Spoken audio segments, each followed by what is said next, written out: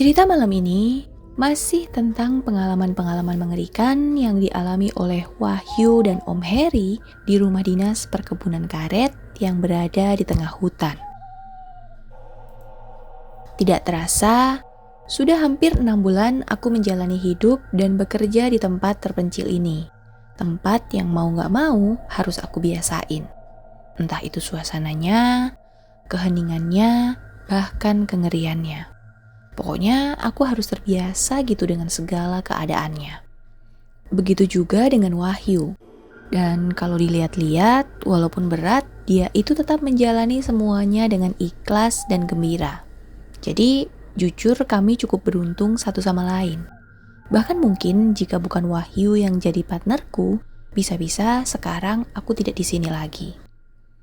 Dan karena keseharian kami selalu di perkebunan dan di rumah tua ini, kami pun berusaha membuatnya senyaman mungkin, agar kami berangsur betah tinggal di tempat ini. Sekedar informasi, rumah yang kami tinggali ini gak ada pagar sama sekali di sekelilingnya. Jadi ya gak ada batas pemisah antara rumah dan lingkungan perkebunan karet. Hanya saja, untuk sekedar memperindah pemandangan, halaman depan sengaja kami tanami dengan rumput Jepang secara merata. Dan di sela-selanya kami tumbuhi tanaman-tanaman hias yang cukup sedap dipandang mata. Sebelah kanan rumah kami tanami pohon singkong yang cukup banyak. Ada juga beberapa pohon cabai. Sedangkan di sebelah kiri rumah kami membangun sebuah kandang ayam yang tidak terlalu besar. Beberapa ekor ayam dan bebek menjadi penghuni tetapnya. Nah, yang paling seru adalah bagian belakang rumah. Iya, benar. Itu adalah bagian terseru dari rumah ini. Jadi, ujung paling belakang bagian rumah ada toilet dan kamar mandi.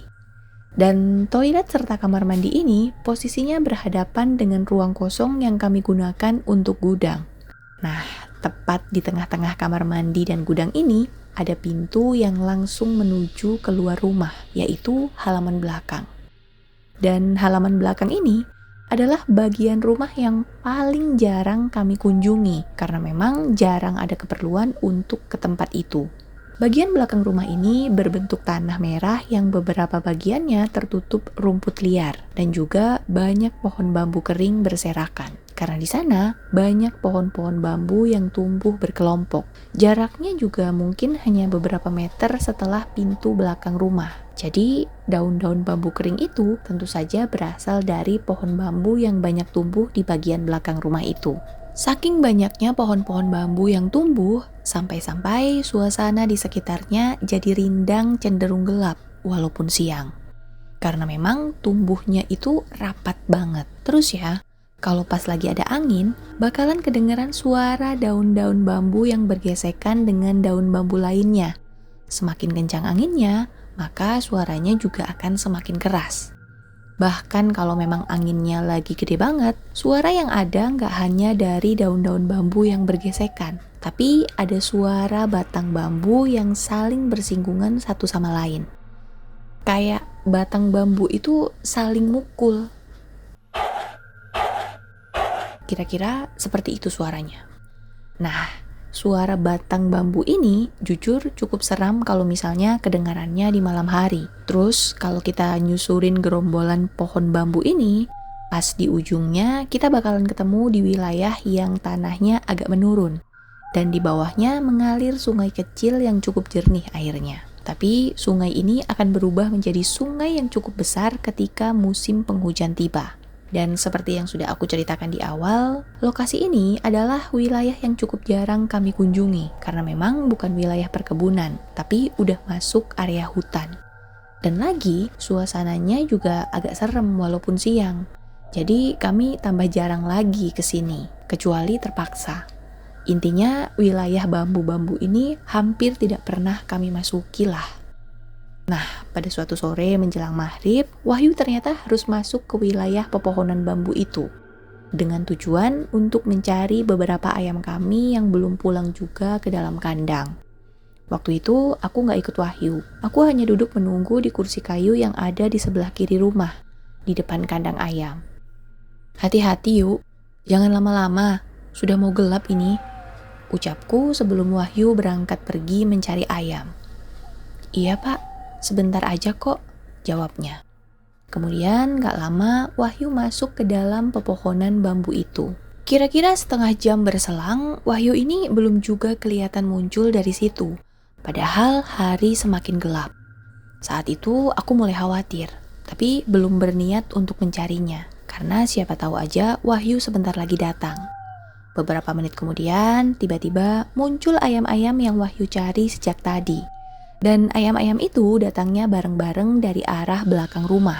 Tapi setelah dilihat-lihat, kok hanya ayam-ayam itu aja yang muncul, sedangkan Wahyu belum kelihatan. Aku pun langsung bergegas menggiring ayam-ayam itu untuk masuk ke dalam kandang. Setelah selesai memasukkan ayam ke kandangnya, aku kembali duduk di kursi kayu seperti semula. Tapi lama-lama, aku semakin khawatir ketika belum ada tanda-tanda kemunculan Wahyu. Dan karena takut Wahyu kenapa-napa, aku pun memutuskan untuk mencari Wahyu ke belakang rumah. "Yuk, Wahyu!" teriakku. Tapi belum ada jawaban juga dari Wahyu. Akhirnya, aku memutuskan untuk masuk ke dalam pepohonan bambu untuk mencarinya. Langkah kakiku yang bergesekan dengan tanah yang tertutup dedaunan kering adalah satu-satunya suara yang terdengar. Karena dari tadi gak ada suara sautan dari Wahyu. "Wahyu! Yuk!" Kembali aku memanggil namanya, tapi tetap belum ada jawaban juga. Saat itulah angin cukup besar tiba-tiba mulai bertiup, menggerakkan daun-daun bambu dan menghasilkan suara yang cukup menyeramkan. Batang-batangnya bersinggungan satu sama lain. Wah, saat itu perasaanku mulai gak enak. Tapi, walaupun begitu, aku tetap harus berjalan menyusuri pepohonan bambu itu untuk mencari Wahyu yang belum juga kelihatan. Hingga pada akhirnya, sampailah aku di ujung wilayah itu. Di depanku sudah ada sungai kecil yang pada waktu itu airnya mengalir cukup deras. Setelah mengedarkan pandangan, aku belum juga menemukan Wahyu. Bahkan tanda-tanda dia ada di situ juga nggak ada. Dan setelah beberapa menit berdiri di bibir sungai mencari Wahyu yang tidak juga kelihatan, akhirnya aku pun memutuskan untuk berjalan kembali ke arah rumah, karena hari sudah gelap. Saat itu aku berharap Wahyu sudah ada di rumah.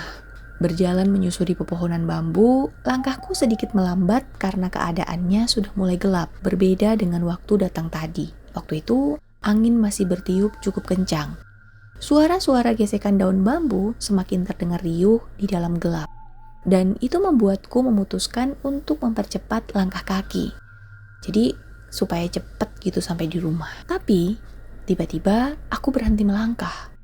Diem aja gak gerak-gerak pas ngeliat ada sesuatu di depanku. Wah, saat itu aku langsung merinding ketakutan.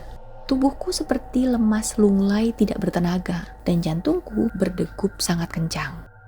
Karena di hadapanku, tepat beberapa meter saja di depanku, berdiri sesosok makhluk bertinggi sekitar 2 meter dengan rambut lusuh dan kotor. Terus tubuhnya itu berwarna hitam legam termasuk wajahnya. Matanya berwarna merah menyala menatap ke arah tempatku berdiri. Bahkan kami sempat berpandangan selama beberapa detik. Tapi biarpun cuma beberapa detik, saking ngerinya, beberapa detik itu rasanya cukup lama. "Assalamualaikum," sapaku memberanikan diri mengucap salam. Dan sosok itu tetap diam dengan mimik wajah yang cukup menyeramkan. Dalam hati aku itu bertanya-tanya, ini makhluk apa gitu. Tapi yang pasti ini jelas bukan manusia. Lalu ketika nyali sudah sedikit terkumpul, aku pun mencoba menyeret kedua kakiku untuk melangkah menghindarinya dan berjalan memutar supaya tidak berpapasan langsung. Dan makhluk itu hanya diam berdiri. Hanya saja kala itu wajahnya terus mengikuti pergerakanku yang melangkah menjauhinya. Wah, melihat itu aku pun semakin mempercepat langkah kaki. Lalu ketika rumah sudah mulai terlihat beberapa meter di depan, aku langsung lari dan gak sekalipun berani untuk melirik ke arah belakang. Syukurlah, akhirnya sosok itu tidak terlihat lagi. Dan sesampainya di rumah, dengan terburu-buru, aku langsung masuk dan mengunci pintu. "Dari mana, Pak? Tadi saya datang, Pak Heri nggak ada," sapa Wahyu. Dengan memakai sarung dan peci, Wahyu muncul dari dalam kamar. Dan kemunculannya cukup mengagetkanku. "Kamu tadi kemana, Yuk? Saya tadi nyari kamu sampai ke sungai belakang, tapi kamu gak ada." "Loh, saya kan mencari ayam, Pak, tapi gak ketemu. Terus pas saya balik, ternyata ayamnya udah di kandang. Tapi Pak Herinya malah yang gak ada." "Ya udah, saya mandi dulu, terus kita sholat ya Yuk," kataku menutup percakapan. Dan pada malam harinya ternyata turun hujan. Lumayan deras hujannya, disertai dengan angin yang cukup kencang. Nah, angin inilah yang juga bertanggung jawab menggerakkan dedaunan pada pohon-pohon sehingga menghasilkan suara, entah dari pepohonan karet ataupun dari pohon bambu yang ada di belakang. Semakin malam, udara menjadi semakin dingin. Kala itu aku dan Wahyu duduk sambil berbincang di ruang tengah, ditemani oleh kopi dan singkong rebus hasil kebun sendiri. Aku belum menceritakan tentang kejadian yang aku alami di belakang rumah sore tadi ke Wahyu, karena menurutku gak terlalu penting juga untuk diceritakan. Kala itu, Wahyu asik bercerita kalau siang tadi dia kedatangan tamu. Ada seorang teman lamanya yang datang berkunjung. Namanya Nandar. Dan Nandar ini ternyata tinggal di kampung yang letaknya gak jauh dari perkebunan karet tempat kami tinggal. Wahyu bilang, Nandar salut dengan kami berdua. Salut dengan nyali kami yang berani tinggal di tempat terpencil seperti ini. Mendengar itu, aku hanya tersenyum kecut. Karena jujur, kalau bisa memilih, aku pasti akan pergi meninggalkan tempat ini secepatnya. Dan malam pun semakin larut. Jam sudah hampir di pukul 11 malam. Hujan deras terus turun tanpa sedikit pun berkurang intensitasnya. Beberapa sudut rumah terlihat bocor. Tapi di tempat-tempat itu kami sudah meletakkan ember di bawahnya supaya air tidak meluber kemana-mana. Entah sudah berapa kali Wahyu memompa lampu petromak supaya cahayanya tidak mati tertiup angin yang sesekali masuk melalui lubang-lubang, baik itu lubang yang ada di atas jendela maupun di atas pintu. Suara pepohonan bambu terdengar lebih keras dari suara-suara lainnya, menandakan kalau angin yang bertiup lebih besar di belakang rumah. Itu adalah suara batang bambu yang bersinggungan satu dengan lainnya. Dan terdengarnya juga bersaut-sautan, menambah suasana menjadi semakin mencekam. Dan karena sudah mulai kehabisan bahan pembicaraan, kami menjadi lebih banyak diam. Hanya suara hujan dan suara pepohonan yang tertiup angin yang terdengar dari luar. Sesekali dibumbui dengan suara petir yang kadang mengagetkan. "Yuk, kita tidur aja yuk," ajakku. Dan Wahyu mengangguk setuju. "Petromak, biarkan nyala aja yuk." Kembali Wahyu mengangguk setuju ketika aku menyuruhnya untuk tidak mematikan lampu petromak. Ketika sudah di dalam kamar, kami mencoba untuk tidur. Walaupun sebenarnya belum terlalu mengantuk dan mata juga masih terlalu segar untuk dipejamkan. Sesekali kami berbincang di atas kasur kapuk yang terasa sangat dingin malam itu. Sesekali juga kami tertawa ketika ada satu pembahasan yang menimbulkan sedikit gelak tawa. Kala itu hujan sudah sedikit mereda, ketika jam sudah menunjukkan pukul 12:30 malam. Hanya rintik gerimis yang terdengar dan angin juga sudah berhenti bertiup. Suara di luar berganti dengan suara katak dan suara binatang malam yang bersaut-sautan. Tapi tiba-tiba kami terdiam ketika kami mendengar ada sesuatu yang aneh. Jadi sayup-sayup kami dengar suara bambu atau suara batang bambu yang saling bersinggungan. Padahal angin sudah berhenti bertiup, jadi harusnya udah gak ada lagi suara bambu yang tertiup angin. Jadi aneh banget, dan lagi suaranya itu deket banget. Suaranya kok kayak dari dalam rumah ya Pak? Kayak dari ruang belakang, bisik Wahyu. "Kita cek berdua aja yuk. Takut pintu belakang terbuka pas kena angin besar tadi," ujarku. Jadi aku ngajak Wahyu ke belakang rumah untuk memeriksa. Takutnya suara yang kedengaran itu adalah suara pintu belakang yang belum tertutup. Kami pun membuka pintu kamar dan berjalan ke belakang. Tidak lupa Wahyu membawa petromak dari ruang tengah untuk membantu penerangan. Waktu itu, ruang belakang dalam keadaan gelap karena kami memang sengaja tidak memasang satupun lampu di situ. Dan begitu ke belakang, ternyata pintu dalam keadaan tertutup. Suara yang tadi kami dengar juga tidak terdengar lagi. Dan karena sudah terlanjur ke belakang, aku sekalian masuk ke dalam toilet untuk buang air kecil. Dan meminta Wahyu untuk menunggu di depan pintu toilet, karena perasaanku masih gak enak. Lalu ketika sedang berada di dalam toilet, tiba-tiba terdengar suara itu lagi. Suara bambu yang saling memukul satu sama lain. Dan suara itu jelas banget. Terus suaranya kayak deket gitu, kayak hanya di balik dinding aja. Aku pun langsung keluar dari toilet, dan Wahyu masih menunggu di luar dengan wajah yang mulai pucat. "Pak, suara itu kedengaran lagi. Pak Heri juga dengar kan?" bisik Wahyu. Aku pun mengangguk dan memberi isyarat agar kami langsung meninggalkan tempat itu dan kembali masuk ke kamar. Ketika sudah berada di dalam kamar, kami mencoba untuk tidak terlalu memikirkan suara itu lagi dan memaksa diri untuk tidur.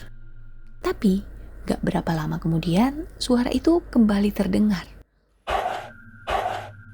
Wah, kami semakin cemas dan mulai ketakutan. Apalagi kemudian kami menyadari kalau ternyata suara itu gak hanya diam di satu tempat, tapi seperti berjalan. Jadi suara itu jalan dari halaman belakang menuju ke depan. Dan sumber suara terdengar semakin mendekat ke arah kamar kami, bahkan mendekat ke arah jendela kamar. Dalam suasana yang semakin mencekam itu, kami pun mulai cemas dan ketakutan, karena kami sadar kalau teror sedang terjadi. Suara yang terdengar seperti bambu yang dipukul-pukul itu berjalan semakin mendekat ke jendela kamar, berjalan seperti bergerak perlahan. Dan kami semakin terdiam 1000 bahasa ketika sumber suara mulai terdengar persis di depan jendela kamar. Wah, kami sangat ketakutan. Saat itu, kami gak berani untuk berdiri dan memeriksa keadaan di luar. Pokoknya kami hanya diam mendengarkan dan berharap suara itu menjauh lalu menghilang. Dan syukurlah, ternyata sumber suara tidak berhenti lama di depan jendela kamar, tapi terdengar lanjut berjalan ke arah bagian depan rumah. Sumber suara terdengar menjauh, tapi masih di sekitar rumah. Kali ini bergerak ke halaman depan, kemudian berbelok ke arah kiri. Pokoknya kami mengikuti terus pergerakan sumber suara dengan seksama, sambil terus berharap agar suara itu cepat menjauh dan menghilang. Tapi ternyata tidak seperti itu kejadiannya. Setelah terdengar melewati halaman depan rumah, sumber suara sayup-sayup terdengar berbelok ke arah kiri atau ke arah sisi rumah sebelah kiri yang ada kandang ayamnya. Dan kami pun terus mengikutinya dengan terus menajamkan pendengaran. Saat suasana semakin mencekam, lagi-lagi dari kejauhan mulai terdengar suara lolongan anjing hutan. Lolongan yang biasanya menandakan akan hadirnya sesuatu. Suara itu berjalan pelan ke arah belakang rumah melewati samping kiri bangunan. Setelah terdengar sampai ke ujung belakang rumah, sumber suara terdengar berbelok ke arah kiri. Iya, jadi sumber suara itu ternyata berjalan mengelilingi rumah. Wah, aku dan Wahyu semakin ketakutan ketika menyadari hal itu. Dan kami juga belum berani untuk melakukan apapun. Suara-suara binatang malam yang tadinya bersautan tiba-tiba menghilang. Hanya terdengar sesekali lolongan anjing hutan dari kejauhan. Setelah terdengar dari belakang rumah, sumber suara kembali berjalan ke arah depan dan tentu saja akan melewati jendela kamar kami. Dari bunyinya, sumber suara itu terdengar berjalan perlahan ketika mendekati jendela kamar dan semakin pelan ketika jaraknya semakin dekat. Kala itu, aku dan Wahyu menahan nafas, berusaha untuk tidak menimbulkan suara sekecil apapun ketika sumber suara itu berhenti tepat di depan jendela kamar. Wah, suaranya terdengar sangat dekat dari jendela. deket banget. Kenapa kami merasakan hal itu? Karena selain suara bambu yang dipukul-pukul, terdengar juga suara nafas dari balik jendela. Pokoknya ada suara hembusan nafas yang cukup panjang terdengar di sela-sela suara bambu. Wah, kami makin terdiam dan hampir secara bersamaan melirik ke arah jendela. Lalu tiba-tiba, jendela yang terbuat dari kayu itu bergoyang pelan. Kayak ada yang berusaha ngebukanya dari luar. Wah, kami yang udah panik berlahan mulai berubah posisi menjadi duduk. Kemudian mundur merapat ke arah tembok kamar atau menjauhi jendela. Dan tiba-tiba jendela itu berlahan mulai terbuka. Saat itu kami semakin diam ketakutan. Pelan-pelan jendela pun semakin terbuka lebar. Dan ketika sudah terbuka seluruhnya, barulah kami dapat melihat dengan jelas sumber suara yang sejak tadi bergerak mengelilingi rumah. Jadi di luar jendela, kami melihat ada beberapa sosok yang berdiri diam menatap ke arah kami. Sosok yang sama persis wujudnya dengan sosok yang aku lihat sore tadi sewaktu mencari Wahyu di pepohonan bambu. Kalau sore tadi hanya terlihat satu sosok, kali ini ada beberapa yang berdiri. Bahkan lebih dari 3 sosok yang terlihat dari jendela. Sosok tinggi besar hitam dengan mata menyala merah berdiri menatap kami dari luar jendela dan masing-masing memegang 2 batang bambu yang cukup panjang.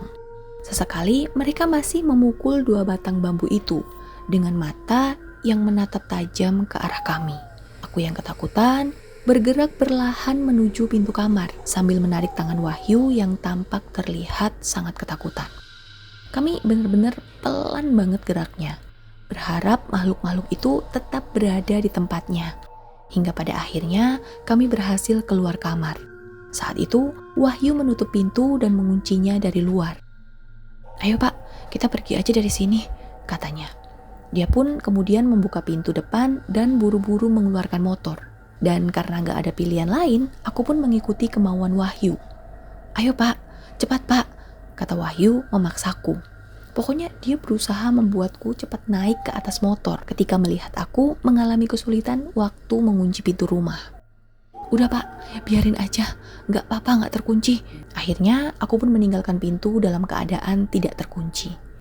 Lalu tiba-tiba suara itu terdengar lagi. Dan ternyata makhluk-makhluk menyeramkan itu kali ini sudah berdiri di halaman rumah. Berdiri tepat di sebelah kanan Wahyu yang sudah berada di atas motor. Itulah alasan kenapa Wahyu sangat panik. Melihat itu, aku pun langsung cepat melompat ke atas motor. Setelah itu, Wahyu langsung tancap gas. Kami pun pergi meninggalkan area perkebunan yang mengerikan itu menuju ke arah kota. Hai, cerita ini masih berlanjut ya. Bagi yang gak sabar, boleh baca sendiri di akun @bristory. Oh iya, Bristory juga ada keluarin versi bukunya loh. Tentang rumah perkebunan ini, lengkap banget isinya. Recommended banget untuk dibeli dan dibaca. Tapi kalau mau baca versi aslinya di Twitter, nanti aku taruh linknya di bawah. Terus buat yang mau dengerin aja, silahkan tunggu video selanjutnya. Makasih banget ya yang udah dengerin. Makasih banget yang udah subscribe. Dan boleh banget di like jika kalian suka. Sugeng Dalu.